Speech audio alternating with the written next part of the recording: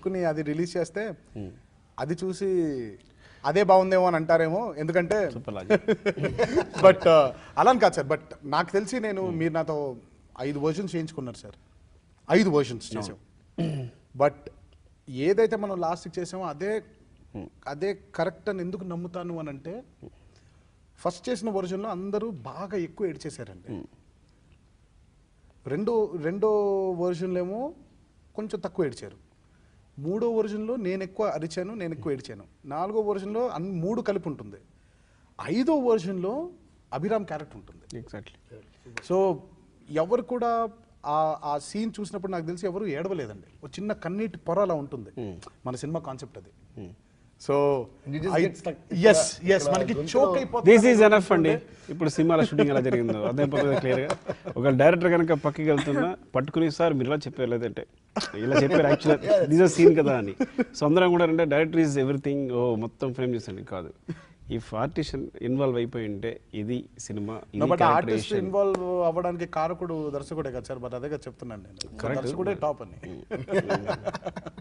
సాధారణంగా పర్ఫార్మెన్స్ని బాధపడడంతోనూ ఎక్కువ ఎమోషనల్ ఏడిస్తాను దాని పర్ఫార్మెన్స్ అని మనం ఎక్కువ ఆ టైప్లో పర్ఫార్మెన్స్ అనేది ఉంటుంది. కానీ ఈ సినిమాలో అందరూ ఆర్టిస్టులు స్మైల్తో పర్ఫార్మెన్స్ చేసిన ఇన్సిడెంట్స్ ఉన్నాయి. Tarak first time villain meet అవడానికి వచ్చినప్పుడు నిలబడ్డ చూసినప్పుడు స్మైల్ నాకు ఎంత ఇష్టం అంటే, యాక్చువల్గా దాని లెంగ్త్ మామూలుగా మన షార్ట్ కటింగ్ ప్రకారం ఇంత ఉంటే నేను ఉంచేసా ఏదైతే అయింది అని. దాని పూర్తి స్మైల్ వచ్చే వరకు కూడా that is the best smile. స్లోగా స్మైల్ చూసి ఫస్ట్ టైం నవ్వుతూ ఉంటే, నేను రహస్యంగా చెప్పడం కానీ నాకు చాలామంది హీరోస్ కూడా చెప్పారు నాకు ఎంత బాగా నవ్వాడు తారక్, అసలు థింక్ తారక్ ఓన్లీ తారకే సాధ్యం అని చెప్పారు. So that is the best. Next smile end. ఈ బాధలో నాలో దాచుకుంటాను అని ఒక లేడీస్ ఇది కన్నురూపంలో బయటకు వెళ్ళిపోతుంది. సో నేను ఎప్పుడు మా నాన్నగారు నాలోనే ఉండాలి అంటే కనుక ఈ బాధ నాతోనే ఉండాలి అనే లైన్స్ ఉన్నప్పుడు ఇలా కెమెరా వైపు చూసిన smile. So that is the best smile for Tarak. Next అందరూ కూడా అంటే కేవలం ఏంటంటే కళ్ళలో బాధ ఉంటుంది, అట్ ద సేమ్ టైం ఫేస్లో స్మైల్ ఉంటుంది. అది ఒక విచిత్రమైన అంటే రెండు పెయిన్తో కూడా అంటే మంచి ఎండ ఉన్నప్పుడు వర్షం కురిసినట్టు అనమాట. వర్షం కురిసినప్పుడు.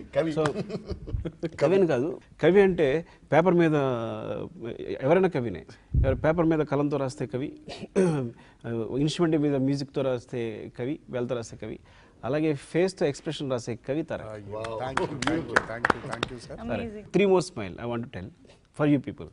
సో బెస్ట్ స్మైల్ తను ఫాదర్ దగ్గరికి వచ్చి లవ్ మ్యాటర్ చెప్తున్నప్పుడు ఆ టేబుల్ మార్చే సీన్లో రకుల్ జగత్ బాబు గారితో చూస్తూ మాట్లాడే స్మైల్ అంటే నాకు చాలా ఇష్టం. సో ఎంత ముద్దుగా నవ్విందంటే, so that is the best smile for you. And Rajendra Prasad గారు చనిపోతూ నవ్వు ఇచ్చిన స్మైల్. అండ్ జగత్ బాబు గారు అంటే యూ మోరాన్స్ అని సిస్టమ్ తిప్పి నా ఎంత తెలుసా, నా ఆస్తి ఎంత తెలుసా అని యూ మోరాన్స్ అని నవ్వుతాడు ఆయన ప్రొఫైల్. సో అంటే అంటే స్మైల్తో కూడా పర్ఫార్మెన్స్ అనేది నాకు వరుసగా చూస్తే, అంటే ఒకసారి సినిమా చూసిన తర్వాత మనం షూటింగ్ చేసిన అయిపోయింది, కానీ ఒకసారి చూసినప్పుడు ఏంటంటే చాలా ఆనందం వచ్చేస్తాం మనం చూసినప్పుడు. నిజంగా ఇలా జరిగిందా, అక్కడ అలా జరిగిందా, అలా జరిగినప్పుడు నేను అక్కడ ఉన్నానా, అదే ఇన్సిడెంట్ జరిగినప్పుడు అని. నాకు సుఖమయ్య సబ్జెక్ట్ చెప్పినప్పుడు ఫస్ట్ టైం సబ్జెక్ట్ అసలు బీభత్సంగా నచ్చేసింది.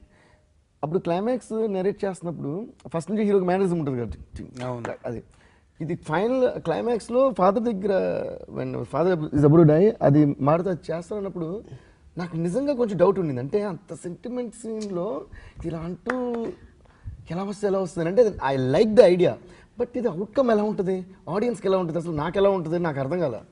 But I think I should say hats off to both of you for getting that so beautiful on sign the way you performed. అంటే నిజంగా అంత కన్విన్సింగ్గా చేయడం అనేది చాలా చాలా కష్టం నాకు తెలుసు. I mean I thought it was next impossible. ఎందుకంటే నా బాధ మీకు అర్థమవుతుంది కదా, అసలు అది చేస్తూ నానా అని ఏడవడం ఎలా పాసిబుల్ అని అనుకున్నా. బట్ బ్యూటిఫుల్ మాట ద వే యూ పర్ఫార్మ్డ్. ఇంకో విషయం తెలుసా, అక్కడ టోటల్ బ్యాక్గ్రౌండ్ స్కోర్ ఆ టెంపో నుంచి నేను డిరైవ్ చేశాను. ఎగ్జాక్ట్లీ అంటే I don't want to disturb that, but అక్కడ మ్యూజిక్ లేకుండా కూడా వదిలేయలేము, ఎందుకంటే అక్కడ కంపల్సరీ మ్యూజిక్ ఉండాలి. ఏం చేయాలి, అందుకని నానలే and when you doing అలా స్టార్ట్ అయ్యి then it builds up to that so అక్కడ టోటల్ గా వాట్ ఎవర్ టెంపో మీరు పర్ఫామ్ చేసిన టెంపో నుంచి I compose whole music. So అది నిజంగా. అని ఇంకోటి రీ రికార్డింగ్ థియేటర్లో చూశాను. అండ్ ఒకళ్ళు have a question for you. ఒకటి డబ్బింగ్ మీరు చెప్పారు కదా సుకుం గారు, మీ ఐడియానే అది, తను డబ్బింగ్ చెప్పాలి. Totally his idea. And the Columbus. నేను ఎప్పుడైతే రకుల్ డబ్బింగ్ అనేది అప్పుడు అనుకున్నా సుక్కు బాయ్ అంటే ఏదైనా పట్టుకుంటే వదలను, ఇది చేయాలి చేయాలి చేయాలి. Actually నాకు ఊరికే చెప్పారు ఫస్ట్ ముందు లండన్ లో, రకుల్ ఇంకా తెలుగు లర్న్ చేయొద్దు, డబ్బింగ్ ట్రై చేద్దాం, because he wanted that little proper Telugu should not be there.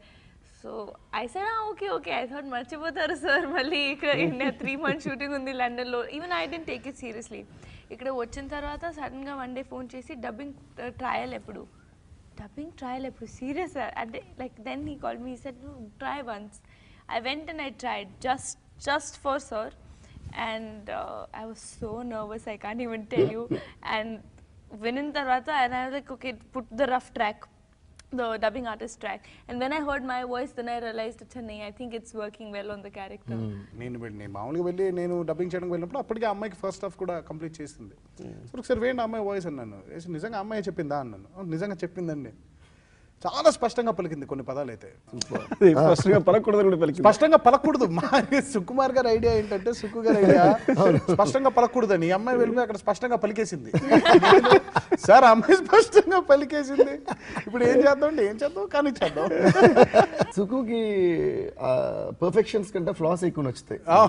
Perfections చాలా మంది ఉంటాయి, ఫ్లాస్ చాలా ఫ్లాస్ ని పర్ఫెక్షన్ గా చేసేస్తారు. అదే actually that is the art to being a great filmmaker, you know, turning your flaws into your strengths.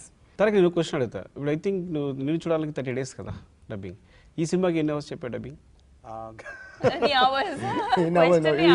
లెక్కేసుకుంటే probably about 8 hours 7 hours sir. 8 hours. సినిమా 3 hours, సినిమా 2.5 hours కి 8 hours లో డబ్బింగ్ అయిపోయింది. యాక్చువల్గా అయితే ఇంకా వేరేది ఏదైనా అయితే ఒక 5-6 hours లో అయిపో 5 hours అండి. నాన్న ప్రేమతో కాబట్టి కొంచెం ఈ సినిమాకి అందరూ అలాగే ట్రై చేశారండి. చేసి ఐ థింక్ ఇప్పుడు నేను యాక్చువల్గా నువ్వు డబ్బింగ్ చెప్పావు, నేను డీటెయిల్స్ మిక్స్ చూడడం, but you tried something with dubbing right? మీరేం చెప్పారు?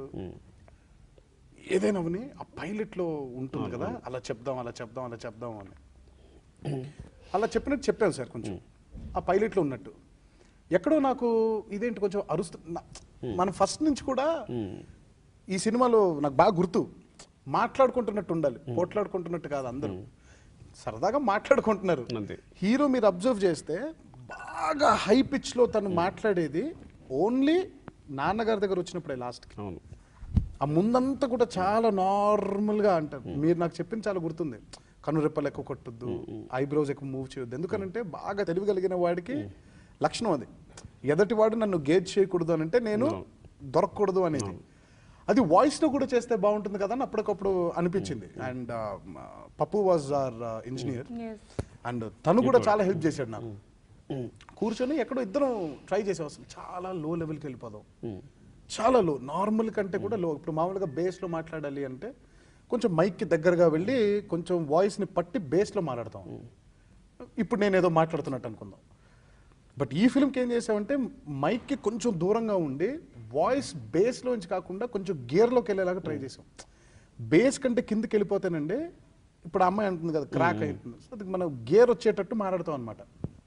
సో అది ఓ చిన్న విస్పర్ లాగా ఉండదు, కానీ వాయిస్ రావాలి అందులో నుంచి. అండ్ పెద్ద టాస్క్ అండి, అందుకే కొంచెం టైం పట్టింది. ఎస్పెషల్లీ ఇంటర్వల్ సీన్ దగ్గరకు వచ్చేసరికి అది చాలా స్మూత్ గా ఉంది, మల్లెపూలా ఉంది వాయిస్. అండ్ జగపతి బాబు గారు కూడా స్పెషల్ గా ఆయన కూడా అలాగే ఉంటుంది. ఆయన కూడా ఇప్పటిదాకా ఇప్పుడు అలా ఉండదు వాయిస్ అయింది. ఈ ఫిల్మ్ కి చాలా మంది సార్, రాజీవ్ అవ్వచ్చు, శ్రీనివాస్ అవసరం, రాజేంద్ర ప్రసాద్ గారి వాయిస్ అండి. నాకు తెలిసి ఇన్ని సినిమాలు ఒక ఎత్తు, ఈ ఫిల్మ్ లో ఆయన వాయిస్ ఒక ఎత్తులో ఉంటుంది. అసలు అద్భుతంగా ఉంటుంది ఆయన. నిజంగా ఒక పోట్లాడి లైఫ్లో అలసిపోయిన వ్యక్తిగా, ఆఖరి క్షణాల్లో ఉన్న వ్యక్తిగా, తీరని కోరిక ఉన్న వ్యక్తిగా అంత గ్రిప్ ఉంటుంది, అంత బాధ, పగ, అసలు చాలా అసలు అందరం we felt happy for that and అందరూ ఒకేలాగా మాట్లాడారు చూడండి, అది కూడా అవును. ఒకటేలాగా చేశారు అందరూ. అరుదుగా జరుగుద్దండి, మీరు మామూలుగా సినిమా చూసుకుంటే ఒకటే మీటర్లో మాట్లాడతారు అందరూ. Actually, that made a lot of difference. Ultimately, Exactly. a sounding of the film, no, Exactly. Everybody loves you as a dancer. You're a terrific dancer. Everybody knows it. And basically, I love you as a dancer, and I love dances also. So I love your dance also. Nanak Premtalo, I found all your dances very different, మాట. అంటే మిగతా అన్ని సినిమాలకి ఇది చాలా డిఫరెంట్గా అనిపించింది. అది ఫాలో మీ అయితే ఏంటి, డోంట్ స్టాప్ అదైతే ఏంటి, లాస్ట్ మాస్ సాంగ్ అదైతే ఏంటి, అదే దట్స్ వాట్ ఐమ్ కమింగ్. నాకైతే అన్ని డాన్సెస్ నచ్చినాయి. అందులో నా మోస్ట్ ఫేవరెట్ అంటే love me again. Because I felt that టోటల్గా బాడీ లాంగ్వేజ్ నుంచి, ప్లస్ నేను ఆ సాంగ్ చేసినప్పుడు ఆ సాంగ్ డాన్స్ అలా ఉంటుంది నేను ఎక్స్పెక్ట్ చేయాలి. మిగతా అయితే ఒక ఎక్స్పెక్టేషన్ ఉంటుంది, ముందే డిస్కస్ చేస్తాం ఇలాంటి డాన్స్ అలాంటి డాన్స్ అని సాంగ్ చేస్తాం కదా. సాంగ్ చేసిన తర్వాత సుక్కు అయితే ఈ టోల్ మీ అది అసలు అసలు ఒక వైలెంట్గానో లేదా పిచ్చిగానో అసలు ఎలా ఎక్స్ప్రెస్ చేయాలో తెలియకుండా ఒకటి ఎక్స్ప్రెస్ చేస్తాను, అలా కొంచెం ఎక్స్ట్రీమ్గా ఉండేలా నేను ట్రై చేస్తున్నాను. సో అవునా ఓకే అనుకున్నాను తప్ప I don't know what was. Then ఒకరోజు శేఖర్ మాస్టర్ కొరియోగ్రాఫ్ చేసింది ఒక చిన్న వాట్సాప్లో సెండ్ మీ, అది నాకు ఏదో విచిత్రంగా ఉంది, చాలా బాగుంది, అయితే తారక్ మీద చాలా కొత్తగా ఉంటుందేమో అనుకున్నా.